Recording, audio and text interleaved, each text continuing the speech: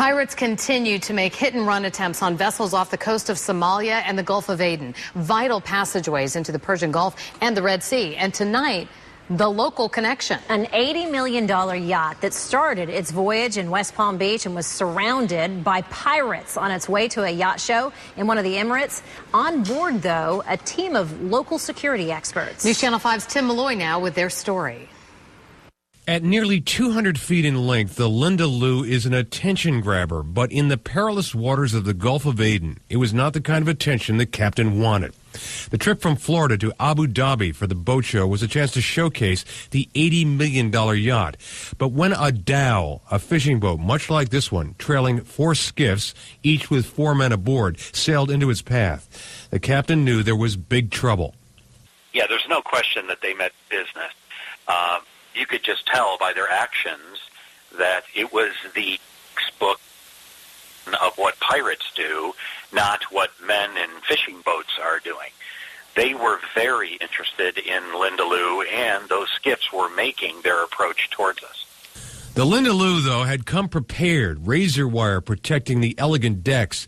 The yacht also had armed escorts. Brad Robinson of the West Palm Beach-based Millennium Group was hired to protect the ship, specifically from pirates.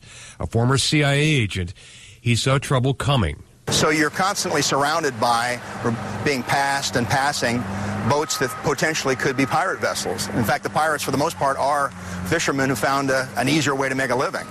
Weapons were visible on board, and at that point we went into our anti-piracy security. Part of that involves displaying our weapons, showing them that we're armed. Lights flash, we have the full regalia of lights flashing, horns sounding, and so forth. So it shows them that we're alert, we're aware of their presence. The ship was prepped for attack, water hoses made ready. Robinson's team was armed. The ship even has stabilizers that can put it into a forced roll, the violent movement making boarding nearly impossible. And then there was the safe room. Well, I knew that we were right next to pirates, and they were going to board the boat.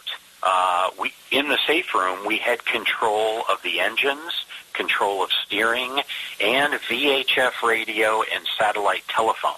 A radio call was made to coalition forces, and help came very quickly. A Royal Navy helicopter, much like this one, trained its .50 caliber guns on the dhows. A warship was dispatched. The pirates scattered. There was no doubt in the minds of the people aboard. It was about to get ugly. We were prepared to fight fire with fire, so to speak. The next step would have been, if they'd gotten a little closer before they'd broken off, would have been warning shots over their head. Once they capture it and they have you hostage, now the military can't do anything for fear of them killing the crew. So they take you to a port in Somalia, and the negotiations start. The last month alone, in the month of March, there were 9 confirmed hijackings of vessels by these pirate groups in the Horn of Africa region. Tim Malloy, WPTV, News Channel 5.